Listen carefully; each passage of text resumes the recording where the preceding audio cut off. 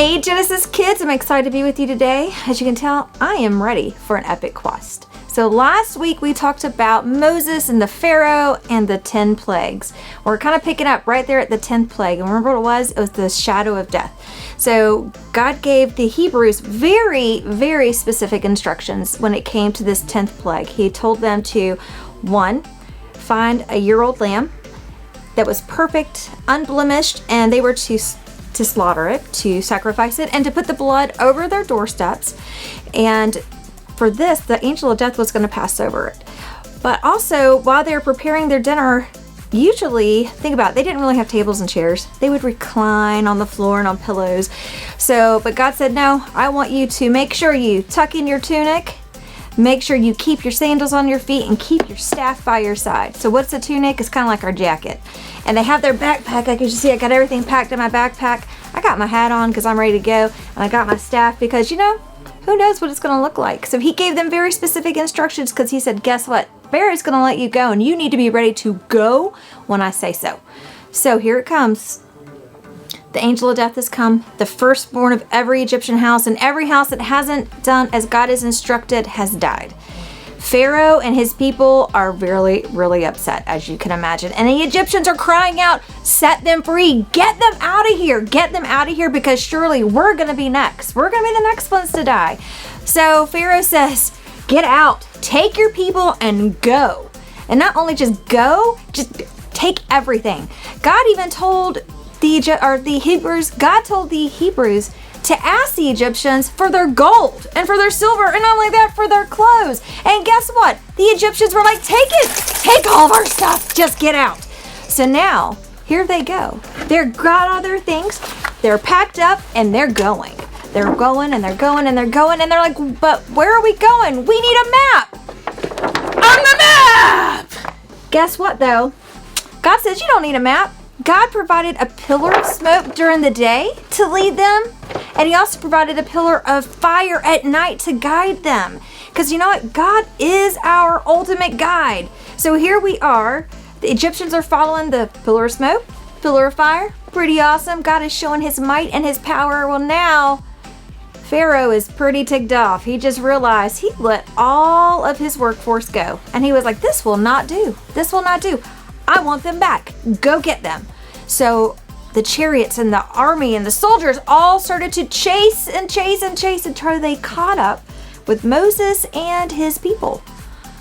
And now the people are really freaking out because on one side is the Egyptian army, on the other side is the Red Sea. But yet again, God says, I will provide. Moses, go hold your hands up. Put your hands in the air. And he holds his arms up. The Red Sea literally parts in two. It parts in two. And the Egyptians can't believe their eyes.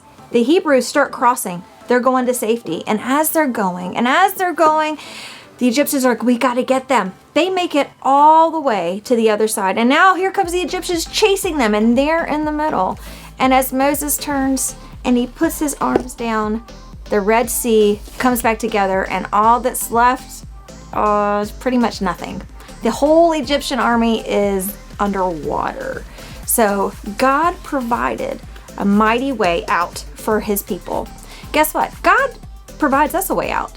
And our ultimate guide is God. And he has given us his word. Miss Nikki has, what is it? Show them. God has given us his word to be our ultimate guide for life. So he tells us how to live, how to love, how to serve, Lord, and how to worship him. So as we have a relationship with God, right? How do we do that? We confess with our mouth and believe in our heart that Jesus is Lord, and we will be saved. We will have a relationship with God that we get to spend an eternity with him. And his ultimate guidebook will never, ever lead you astray. All right, guys, we love you, right? We'll see you next week. All right, bye. Are you ready to play Bible verse or superhero? Good, because I am. The rules are simple. I'll read a quote, and you get to decide if it's from the Bible or from a superhero movie. If you think it's from the Bible, then stand up. But if you think it's from a superhero movie, just sit down. Easy enough, right? Okay, let's begin. With great power comes great responsibility. Remember, If you think this quote is from the Bible, stand up. But if you think it's from a superhero movie, sit down.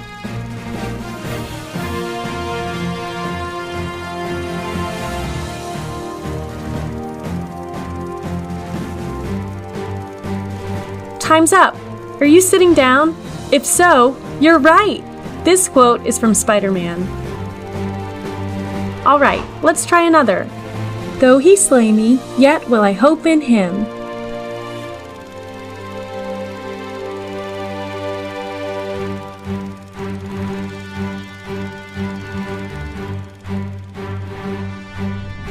Time's up.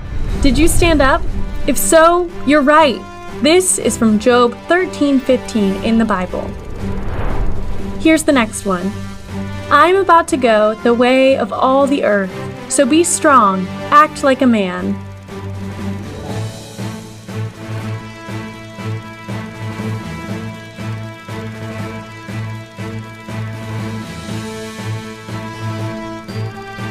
Time's up. Are you sitting down? Because you should be standing. This is also from the Bible. King David said this in 1 Kings 2:2. Well done. See if you can figure this one out. It's not who I am underneath, but what I do that defines me.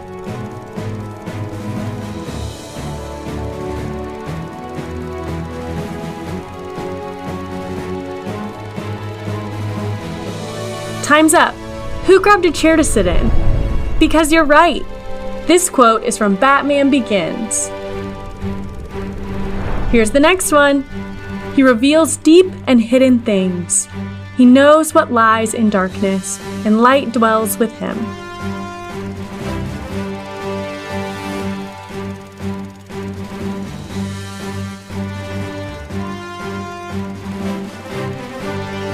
Time's up. Is everyone standing? Because this quote is from Daniel 2:22 in the Bible. Okay, here's the last one.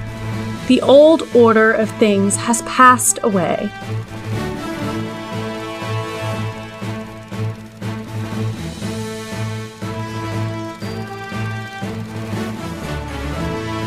Time's up. Did everyone sit down? If you did, then jump to your feet because this is from Revelation 21:4 in the Bible. Super job, everyone. Go ahead and give yourself a high five.